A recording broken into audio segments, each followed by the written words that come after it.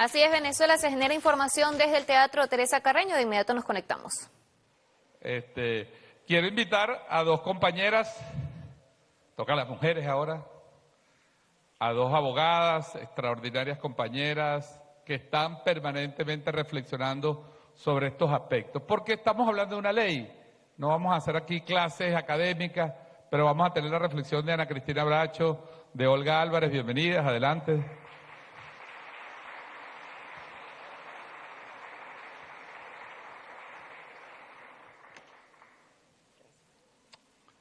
Bienvenidas, Olga, Ana Cristina, Olga, porque sí es bueno hacer un poquito de memoria. En el 2020 hubo un debate sobre la ley, hubo ataques a la ley, se dijo que la ley era una suerte de cheque en blanco para que el gobierno pudiera hacer lo que quisiera, que ahora no iba a haber leyes en Venezuela, que prácticamente la ley antibloqueo derogaba la Constitución. Maduro iba a gobernar y los ministerios iban a hacer lo que le daba la gana, porque había una ley antibloqueo que los autorizaba a hacer lo que le daba la gana. Es una campaña bastante bastarda en lo conceptual, en sus ideas, pero que van creando pues esa sensación de duda. Así que, para reflexionar un poquito sobre esos temas y sobre lo que ustedes quieran con la ley antibloqueo, porque aquí estamos en una reflexión abierta, voy a dejar a Ana Cristina Bracho, pueden estar sentada, pueden hablar aquí, como quieran. Como quieran. Gracias, William. Gracias, Olga, por dejarme empezar. Te muevo esto para que no te... ¿Cómo te bajamos esto? No sé. Cierto.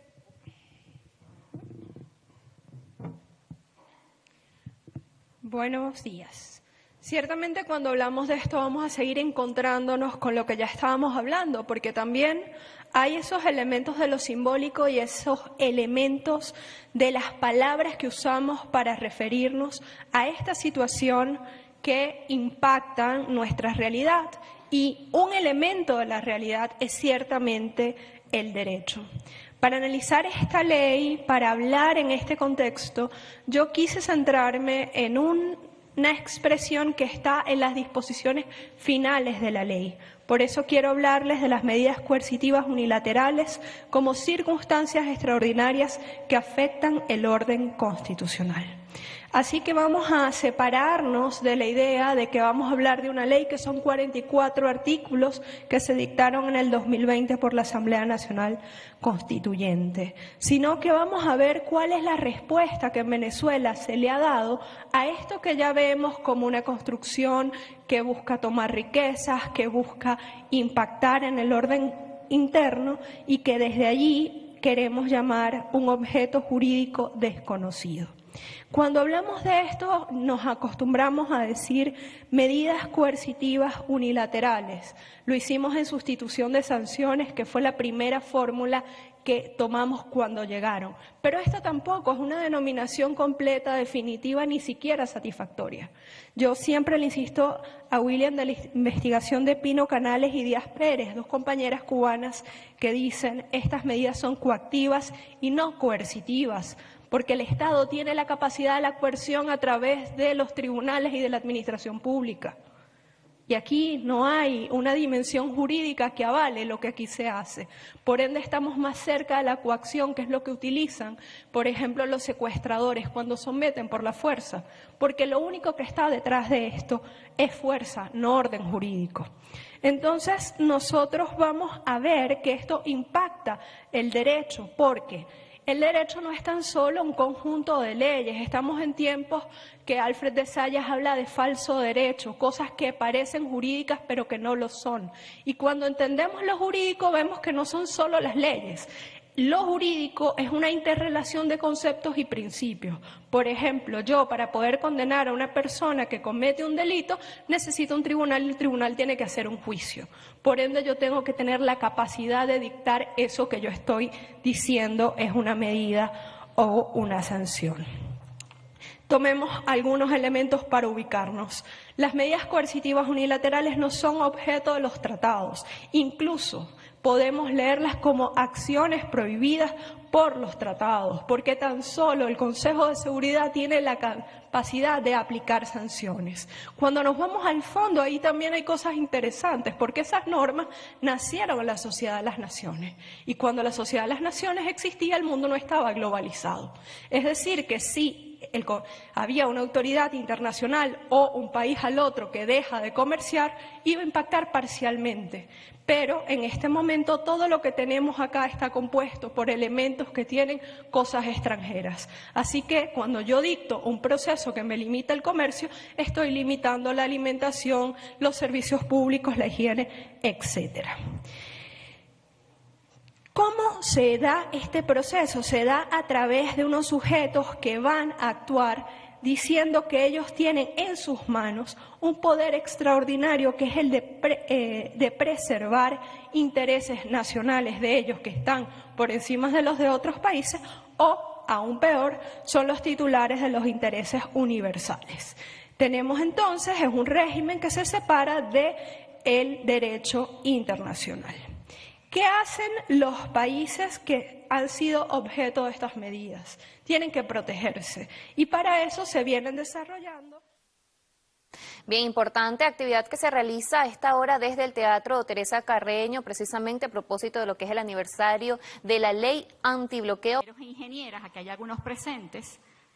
12:09 de la tarde y nos conectamos totalmente en vivo donde avanzan las ponencias a propósito del 4º aniversario de la ley antibloqueo. De inmediato vamos a escuchar a la vicepresidenta sectorial para la ciencia, tecnología, educación y salud, Gabriela Jiménez. Discrepancia con lo que presentaban nuestras hermanas abogadas.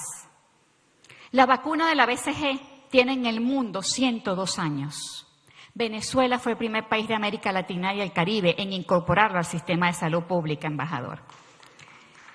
Y cuando lo incorporó, por supuesto que la condición de tuberculosis disminuyó significativamente. Durante el 2017 y el 2019, el imperio más imponente del planeta, entiéndase, el gobierno de los Estados Unidos, bloqueó las vacunas de BCG para los 350.000 niños nacidos vivos en Venezuela durante el año 2017, 2018 y 2019, para que murieran de tuberculosis. No es medidas coercitivas unilaterales, es terrorismo. Eso se llama terrorismo. Terrorismo. Querer quebrar nuestro sistema de salud y los indicadores de salud pública en un país en donde había asumido la vanguardia desde 1950 de introducir la vacuna de la BCG y la vacuna de la polio en 1964.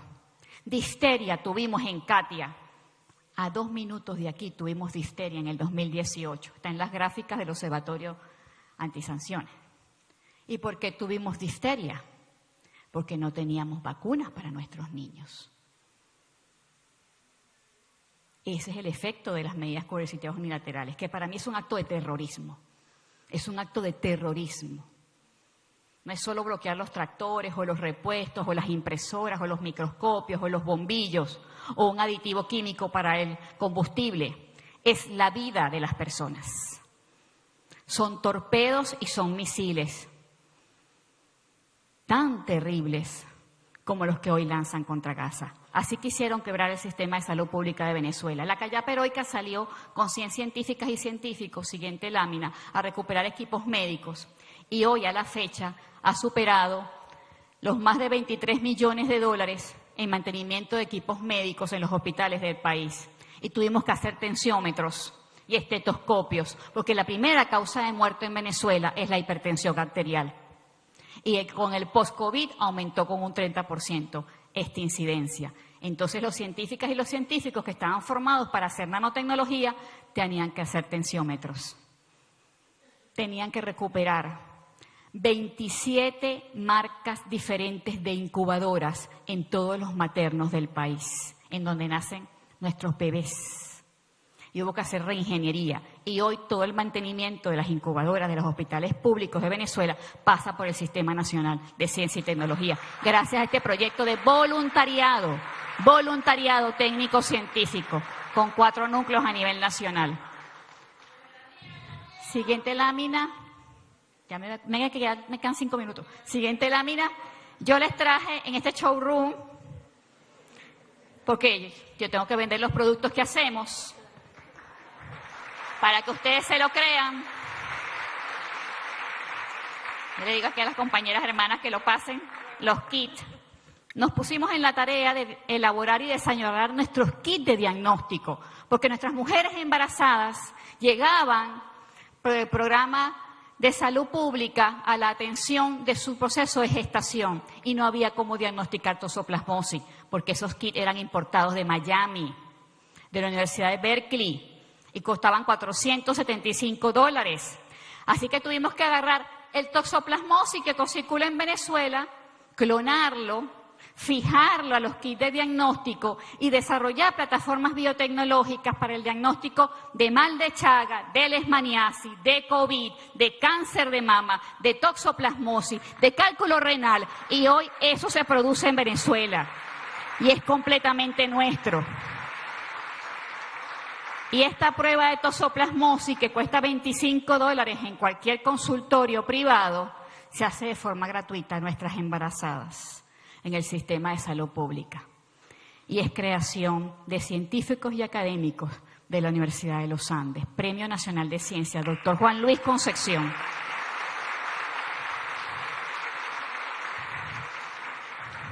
El embajador de México, que yo aprecio tanto, para que conozca el kit. Amén, que así sea. Y nos fuimos en una tarea más compleja. Siguiente lámina. Ahí están los kits, ahí les explicamos los kits. Cálculo renal. Las arenillas se tienen que estudiar su naturaleza química para diagnosticar, según la naturaleza química, el tratamiento y las dietas y los hábitos alimenticios que debe reconfigurar el paciente para evitar esta condición de salud.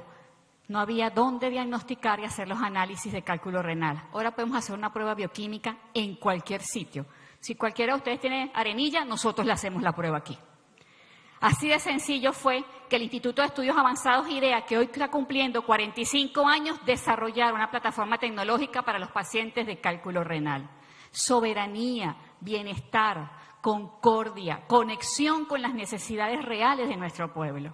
Ya no hace falta que nos vendan los kits de Berkeley. Igualmente, teníamos preocupación por la situación del dengue, el Zika, el chikungunya y la malaria. Gracias a las medidas coercitivas unilaterales, Venezuela tuvo un incremento de malaria de más del 70%. ¿Lo recuerdan? Ajá. A mí no se me olvida ni las vacunas, ni nada de esto. Y comenzamos a desarrollar biocontroladores en conjunto con la Universidad Central de Venezuela y el IBIC. Y nos fuimos a los campos y a la selva a seleccionar los vectores clásicos con entomólogos para tener todos los mosquitos que transmiten estas enfermedades. Hicimos los ensayos y tenemos en este momento en uso en el país, en Mérida, en Yaracuy, en Miranda, nos toca Lara, nos toca Barinas, 7 plataformas tecnológicas para el control de Zika, dengue, malaria, chikungunya y mayaro, que son virus que circulan en Venezuela y que van a aumentar su circulación como consecuencia del cambio climático. Esto es 100% nacional. Esto es la industria de la ciencia. Esto es la industria de la ciencia, Óscar. Estas son las empresas de base al conocimiento, incubadoras tecnológicas. Por eso el presidente Nicolás Maduro hace un año creó el Parque Científico Tecnológico de Venezuela, para que cada proyecto de los 720 proyectos que hoy se desarrollan en el país tenga un financiamiento y pase una fase de incubación para que los productos, bienes y servicios lleguen a nuestro pueblo. Esto hoy está en Yaracuy en prueba. En Mérida nos ha ido bastante bien y en Miranda bastante bien. No tenemos ni siquiera la incidencia del 5% de casos que ha tenido Colombia, Argentina o Perú, ni los fallecidos por dengue. Estamos evaluando nuestras capacidades. Estamos premiando la belleza del pensamiento de nuestro pueblo. Uno de los efectos de las medidas coercitivas unilaterales en Venezuela fue bloquear todo el sistema de microscopía electrónica, porque la microscopía electrónica permitía hacer análisis de suelo, análisis de materiales, mineralogía, análisis geológico, análisis de corrosión, la industria cirúrgica nacional. Y en esa actividad, siguiente lámina, Nos bloquearon desde hace 10 años los microscopios electrónicos que la República pagó por más de $5 millones a la empresa Thermo Fisher, que quede bien grabada, Thermo Fisher, norteamericana. Y Alena Duhan vino durante esa evaluación del efecto de las medidas coercitivas unilaterales y visitó nuestro parque tecnológico, nuestra infraestructura científica. Y nosotros con lágrimas le contamos lo que había pasado con los microscopios que estaban apagados, que no podíamos encender y que tenían 1 año instalados en el país. Ya han cumplido 10 años. Y gracias a nuestra ley antibloqueo, que está cumpliendo 4 años hoy, y las alianzas estratégicas, en este momento tenemos 4 nuevos microscopios electrónicos colocados en el país para la salud pública, para el análisis de los materiales y para los niños del semillero científico, para preservar la reserva de talento de nuestra gente en la generación de ingenieros y científicos para la patria. Atrevernos a hacer las cosas, a la reingeniería, a la construcción de prototipos, partes y piezas. Y esos microscopios hoy están en funcionamiento. Ayer estábamos haciendo análisis a la industria farmacéutica de unas cápsulas. Hace 2 semanas estudiando unas rocas de Guayana. Hace 1 mes estábamos analizando los peces que habían fallecido en los roques, producto de una toxina. Y esa capacidad científica instalada es la capacidad del pueblo venezolano. Bloquear los microscopios electrónicos era cortar la capacidad científica nacional que en los últimos 70 años nos colocaba como referencia en el mundo para la metalúrgica y para los análisis de materiales. Recuerden que la fundación del IBI nace del doctor Humberto Fernández Morán. Y es quien crea la criomicroscopía electrónica para el planeta. Y es quien identifica las partículas subatómicas presentes en las mitocondrias como fuente de energía. Romper entonces con el legado del doctor Humberto Fernández Morán era borrar. Volvemos a la ciudad capital y precisamente en la sala José Félix Rivas del Teatro Teresa Carreño, el pueblo revolucionario conmemora 4 años de la entrega del proyecto de la ley antibloqueo ante la Asamblea Nacional. Esto con el fin de proteger a nuestro país de las agresiones del gobierno de los Estados Unidos. Vamos a ver qué sucede a esta hora en este lugar. A llamarlo una guerra económica total, porque así lo consideramos que se trata. Una guerra económica que va dirigido a afectar a los cubanos en todas las facetas de su vida y cuyo objetivo no va dirigido a causar solamente dificultades al funcionamiento de una economía, sino va dirigido a crearle penuria, a hacer desaparecer a los que defienden un proyecto político que para el gobierno de los Estados Unidos, los sucesivos gobiernos de los Estados Unidos, es como una piedra en el zapato desde hace ya más de 60 años. Yo quisiera leer brevemente el documento que dio argumento al establecimiento del bloqueo como tal. Y lo quiero leer porque revela precisamente esta intencionalidad que les mencionaba y porque además es aplicable a las medidas que se aplican hoy contra Venezuela y contra otros países.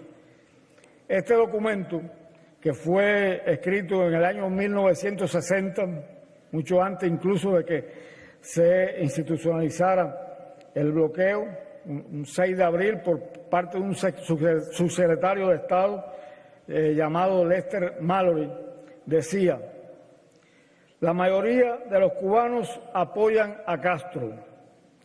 No existe una oposición política efectiva. Qué coincidencias, ¿eh? El único medio posible para hacerle perder el apoyo interno al gobierno es provocar el desengaño y el desaliento mediante la insatisfacción económica y la penuria.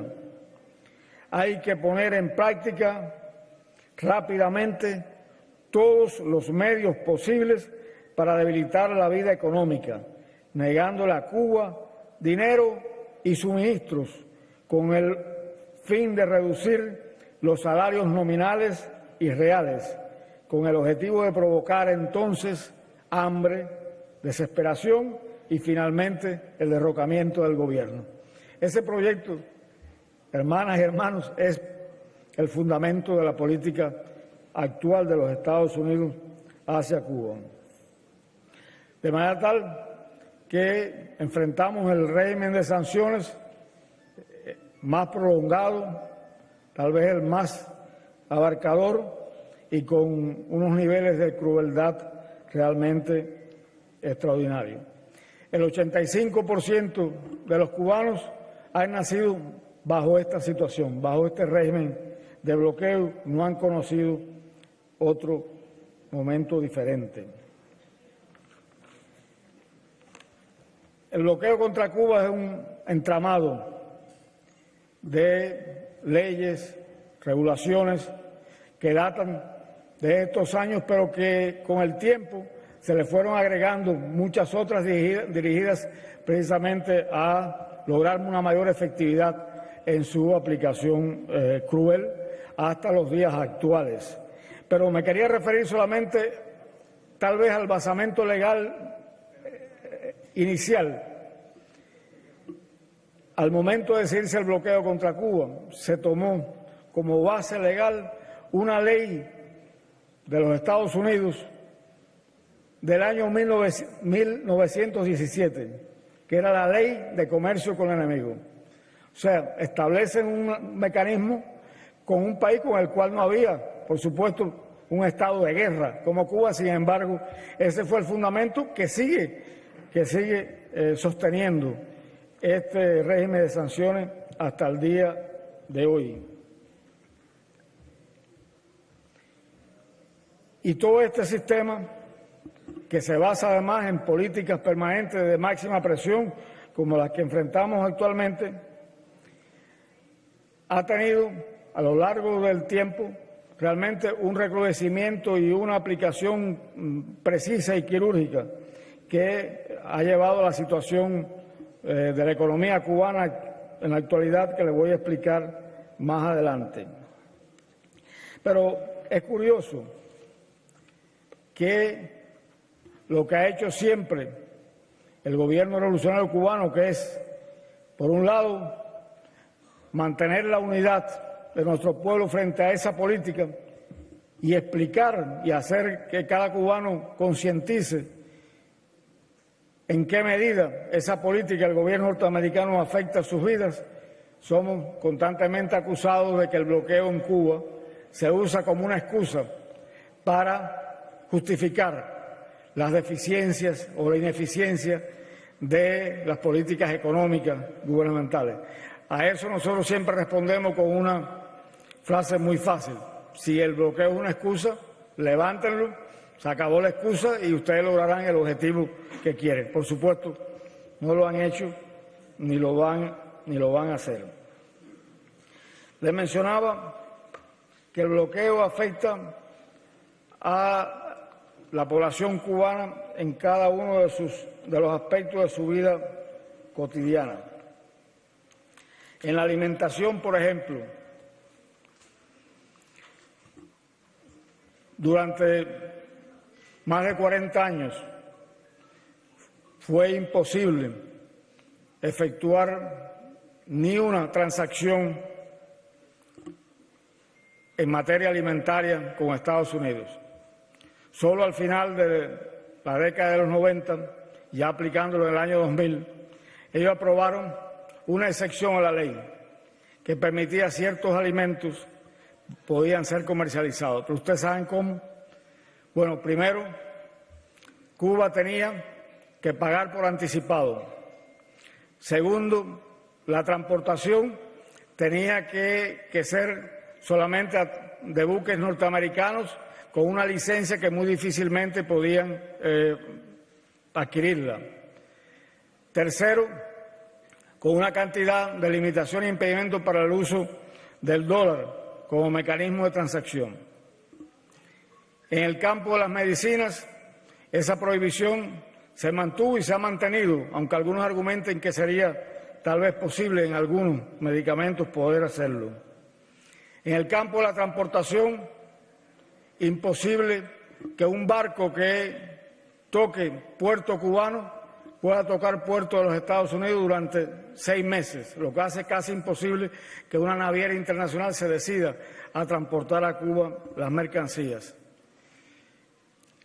Las transacciones financieras Bien, apreciaban la intervención de Diagoberto Rodríguez. Él es el embajador de Cuba en nuestro país.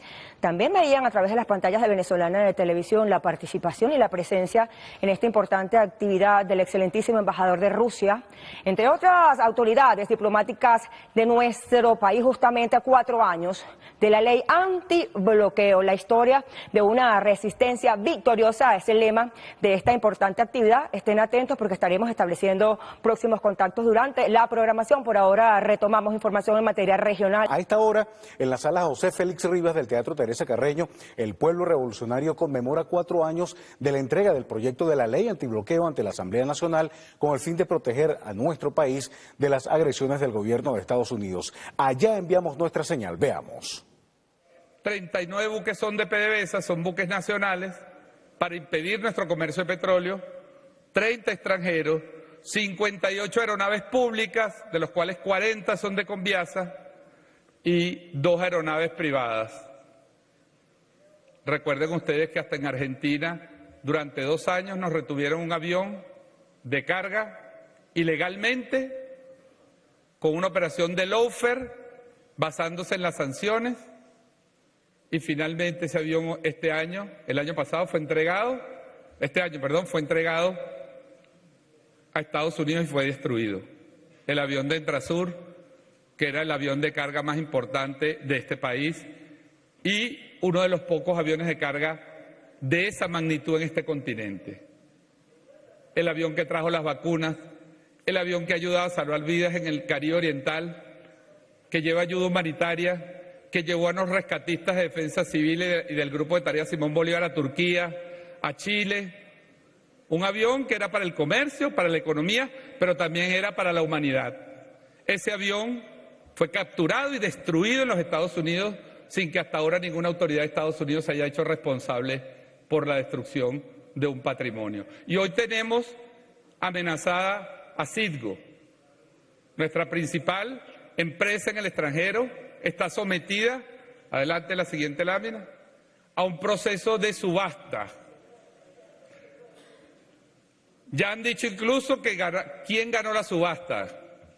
¿Ustedes han leído por ahí quién ganó la subasta de Citgo? Bueno, la subasta de Citgo, que la reventó el interinato a punta de deudas para subastarla, para justificar su subasta, su remate judicial, la ganó un fondo buitre. Es decir, la ganó un fondo ni una empresa que no tiene ninguna experiencia manejando una petroquímica, una refinería. Y esa es la realidad que hemos sufrido, la realidad económica que hemos padecido. Como el presidente Maduro ha dicho varias veces, lo dijo por primera vez en 2020 ante la Asamblea Nacional y ante la Asamblea Constituyente, Venezuela perdió en 7 años 99% de su ingreso en divisas. Y de allí vino esa crisis terrible del ingreso nacional, de la caída de los salarios, de la caída del sueldo y los beneficios de los trabajadores. De ahí vino la destrucción del sistema de prestaciones públicas, por la pérdida absoluta prácticamente de todos nuestros ingresos en divisas. Y hoy tenemos en el sistema financiero, tenemos entre 24.000 y 30.000 millones de dólares bloqueados. Una parte muy importante de estos fondos son fondos líquidos. Están en 29 bancos del mundo. Dinero de PDVSA, dinero de la CBG, dinero de Conviasa, dinero del Banco Nacional de Desarrollo, que algunos son fondos de otras instituciones públicas. Y además tenemos bloqueada Citgo, ya lo dije, tenemos nuestros fondos nuestros recursos en el Fondo Monetario Internacional que no nos entregan, pero sí se cobran la cuota. Tenemos dinero del Banco Central de Venezuela en una cuenta del Tesoro de Estados Unidos. 342 millones de dólares fueron pasados del Banco Central al Tesoro de Estados Unidos y con ese dinero se pagó el llamado interinato. Con ese dinero se sostuvo y todavía se sostiene y no sabemos si después del 10 de enero van a sostener esta ficción de un gobierno ilusorio, inexistente, que va a ser pagado con el dinero del pueblo venezolano que ha sido bloqueado y saqueado en el sistema financiero internacional. Díganme si no necesitamos integrarnos financieramente con el sistema iraní, con el sistema ruso, con el sistema chino, porque ahí nunca podrán robarle una sola divisa a Venezuela.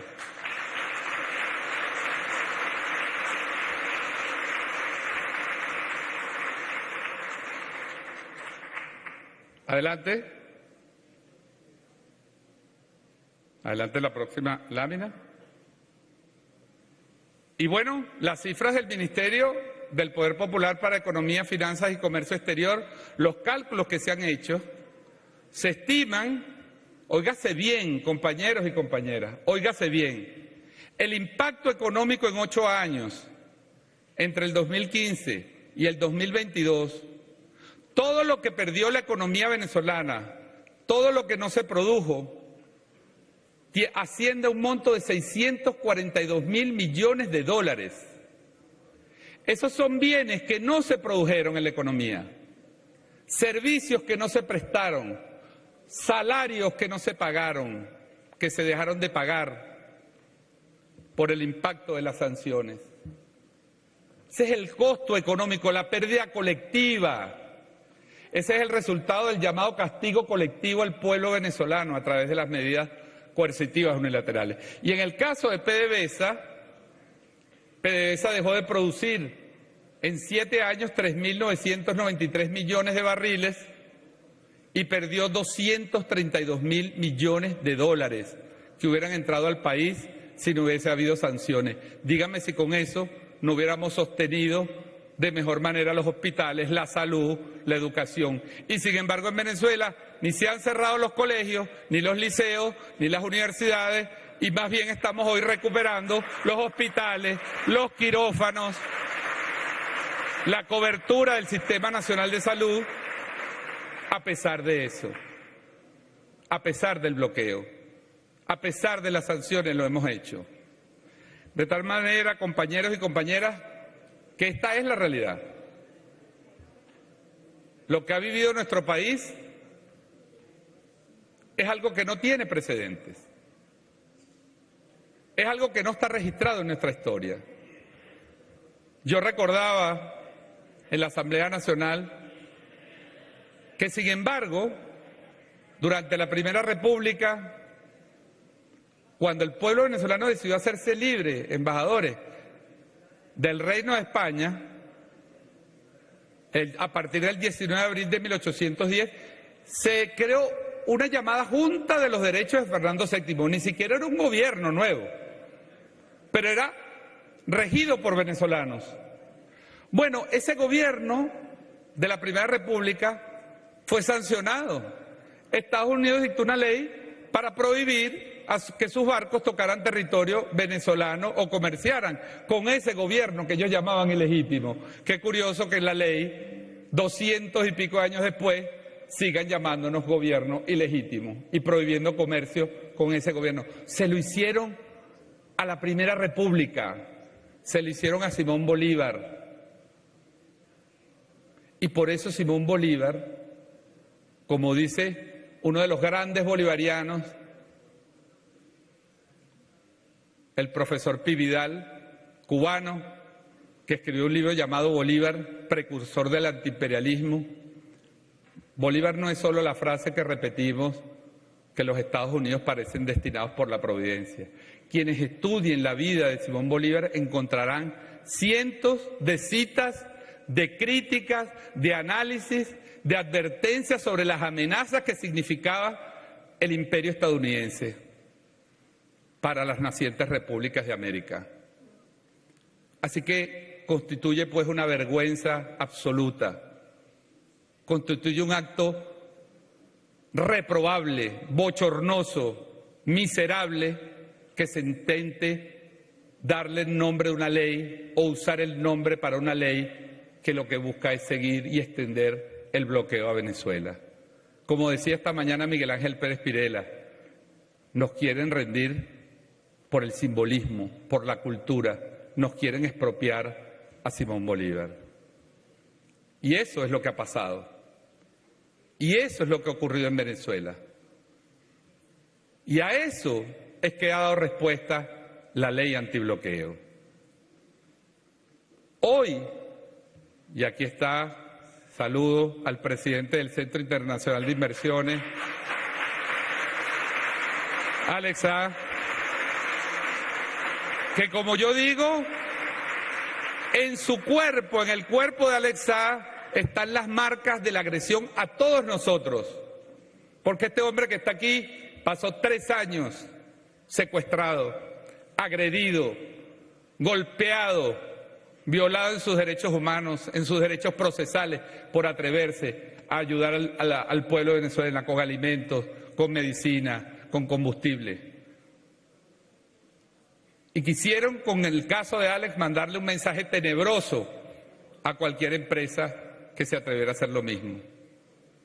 Así que Alex es un símbolo de las mujeres en los hospitales, de los 52 niños que murieron del programa Simón Bolívar, porque lo primero que hizo Juan Guaidó cuando tomó control de Sigo fue agarrarse el dinero de la Fundación Simón Bolívar. 52 niños y jóvenes que estaban esperando operaciones en el extranjero fallecieron. Esto está denunciado ante la Corte Penal Internacional. Esto está denunciado ante el Consejo de Derechos Humanos. Pero los medios no hablan de esto. Los medios no hablan del sufrimiento, del dolor de las familias venezolanas, del desgarro que ha significado la migración por motivos económicos para muchas familias venezolanas. Y esa es la reflexión que nosotros debemos hacer. Esa es la reflexión a la que invitamos a hacer al pueblo de Venezuela. Como dije, no para quedarnos en el recuerdo doloroso, no para empantanarnos en las heridas, en el dolor, en el sufrimiento, sino para tener conciencia histórica, para adquirir conciencia y aumentar, incrementar la conciencia de la patria. Nunca como antes Venezuela había sufrido este proceso. Nunca como antes. Ustedes somos todos y todas una generación que ha tenido la dolorosa casualidad histórica de sufrir esta agresión y la maravillosa responsabilidad histórica de superarla como se está haciendo hoy en Venezuela. Esa ha sido la respuesta del pueblo venezolano. Aprovecho para saludar al secretario general del ALBA, Jorge Arreaza,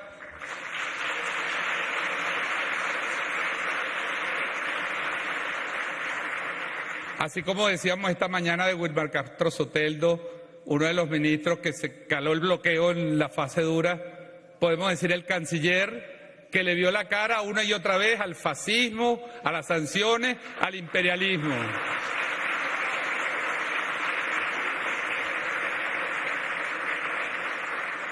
Que cuando habló en las Naciones Unidas, lo recuerdo, Jorge era mi jefe en ese momento, y habló en Naciones Unidas y denunció ante la Asamblea General las medidas coercitivas. Al día siguiente, Jorge Arreaza sancionado, incluido. Honor a todos los que están sancionados por los Estados Unidos, a todas las mujeres y hombres sancionados y sancionadas por los Estados Unidos.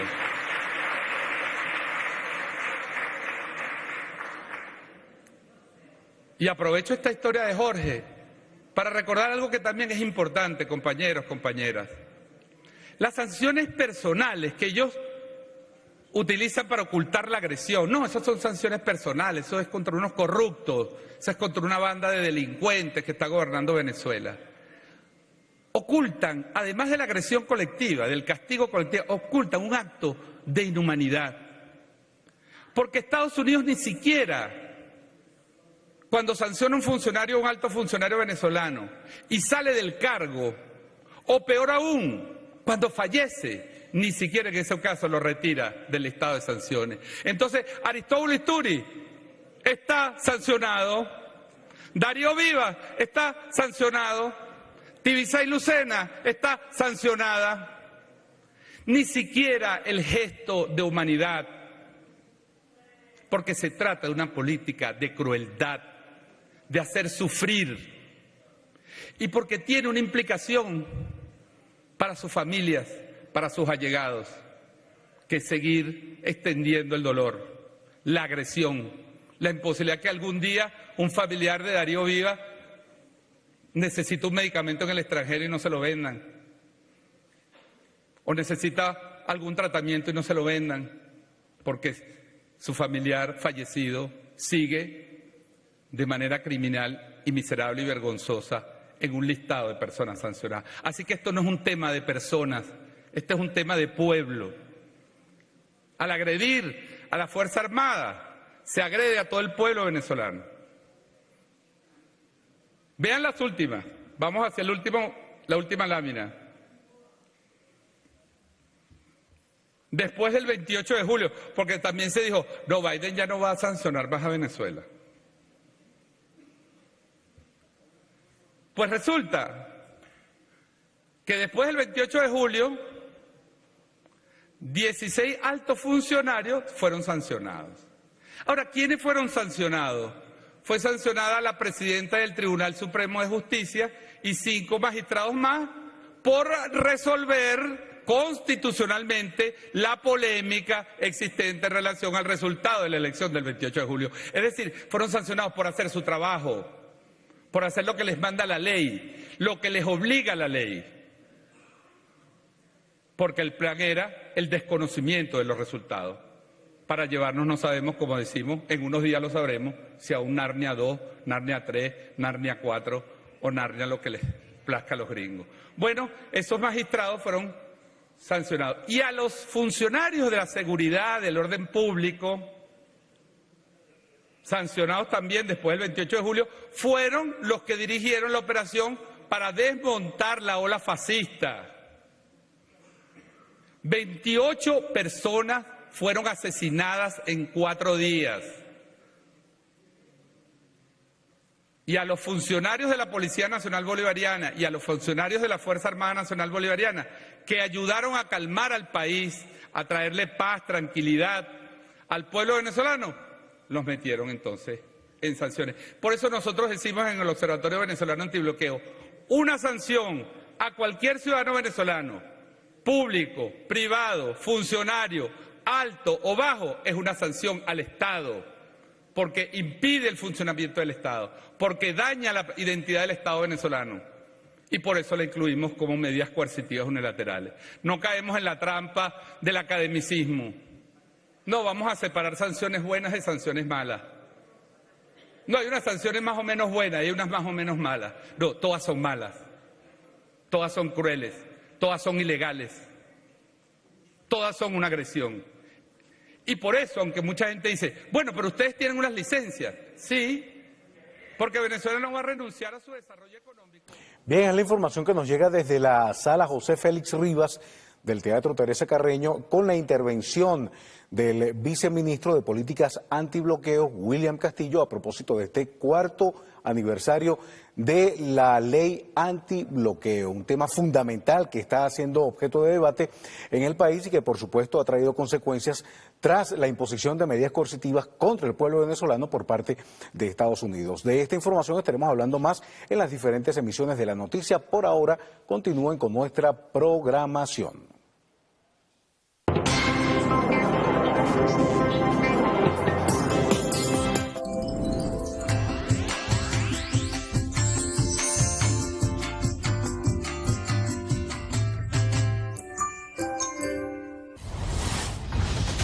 Con seriedad. ¿Cree usted que Venezuela logrará romper el cerco económico? Lo está rompiendo.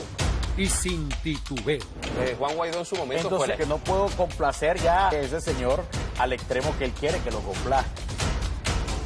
Colocamos en la palestra los temas de interés para el país. Yo creo que no solamente va a servir para marcar el rumbo de lo que vamos a hacer con Guayana Esequiba, sino que va a marcar un antes y un después de la política venezolana. Nos mantenemos actualizados en todas las plataformas, con el objetivo de colocar la verdad en sus manos. El complejo, el ego, la vanidad no permite que ese sector de la oposición termine reconociendo de que se equivocaron. Presentando todas las aristas de lo más polémico del momento, con Julio Riobó. A pulso. Viernes a las 10 de la noche. Venezolana de Televisión. Revolución.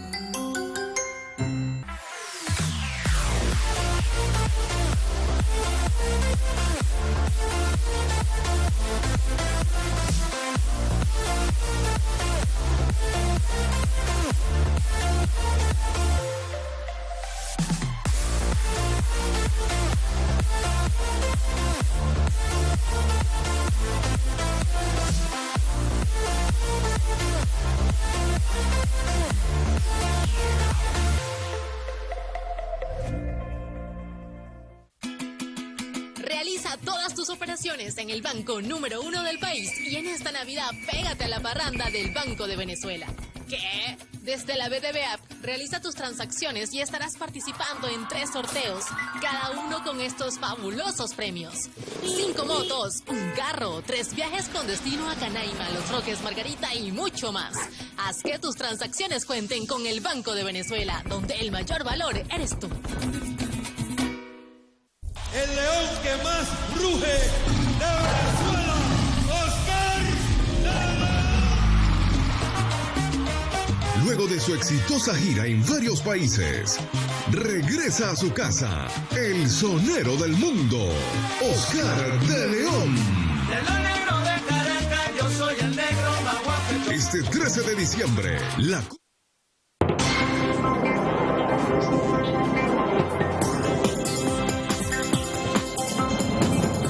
Información en directo, nos vamos de inmediato a la sala José Félix Rivas con el 4º aniversario de la ley antibloqueo. 4:22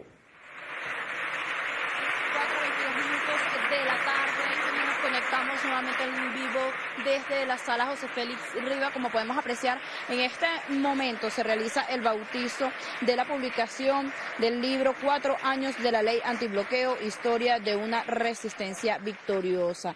En este momento acaba de llegar a la sala José Félix Rivas del Teatro Teresa Carreño la vicepresidenta ejecutiva de la República, doctora Delcy Rodríguez, en el bautizo de este importante libro a propósito de cumplirse 4 años de la ley antibloqueo. La vicepresidenta me dijo: mira, estoy aquí en finanzas, vente para acá, para que hagamos acá lo que empezamos a hacer en Cancillería. Hay que decirlo, que el trabajo antibloqueo, la preocupación por este problema surgió cuando la vicepresidenta era canciller de la República Bolivariana de Venezuela y comenzamos en el 2017 y comenzaron las medidas coercitivas contra PDVSA, contra el Banco Central, contra todo.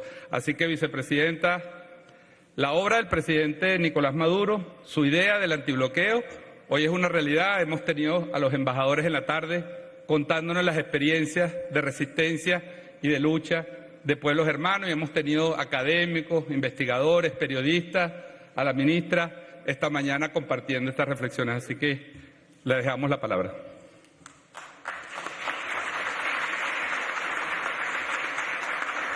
No, quítenme esto porque no me lo...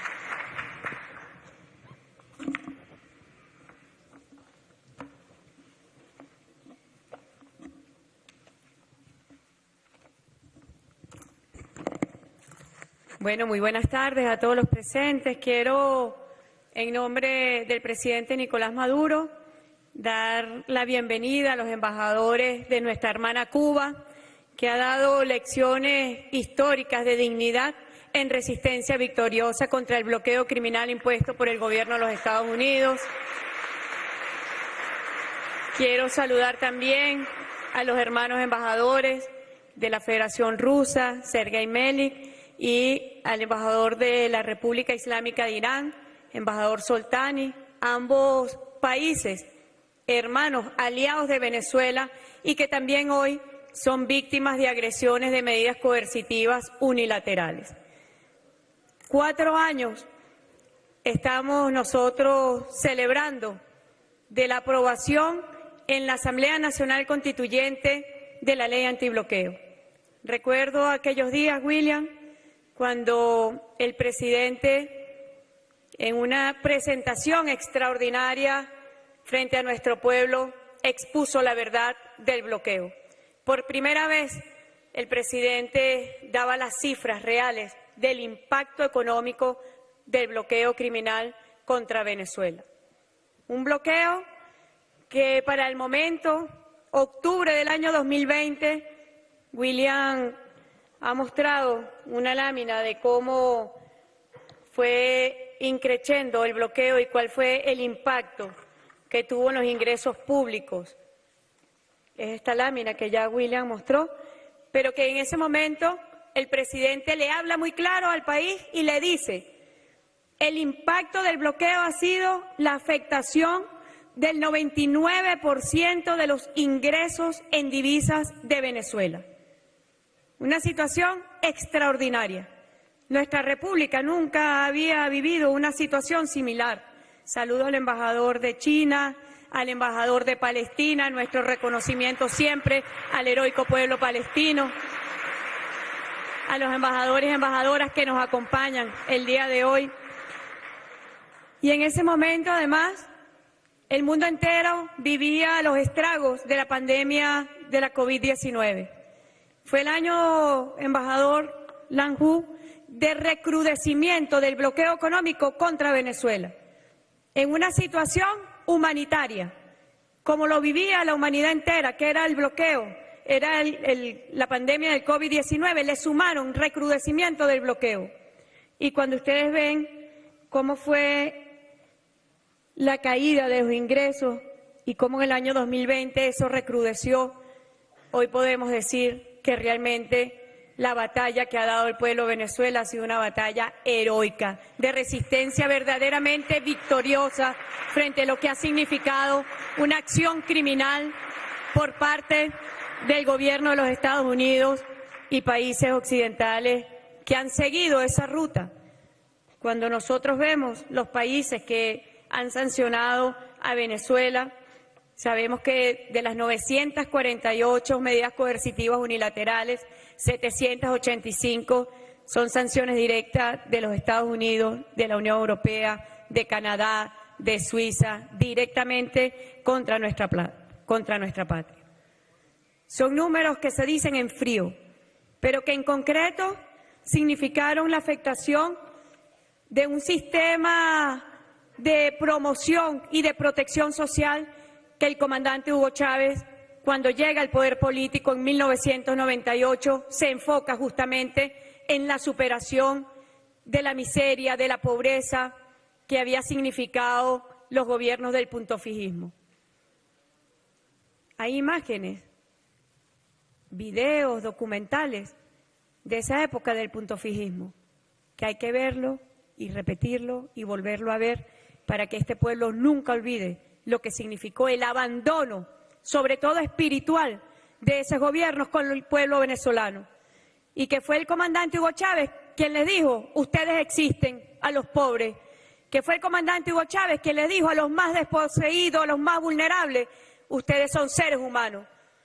Y ese proceso de transformación política, social, económico que inició el comandante Hugo Chávez permitió que hoy Venezuela se erija como una poderosa democracia participativa y protagónica, donde el poder popular consolida su accionar en la dirección del destino, en su conducción, en sus objetivos estratégicos, tanto humanos como materiales.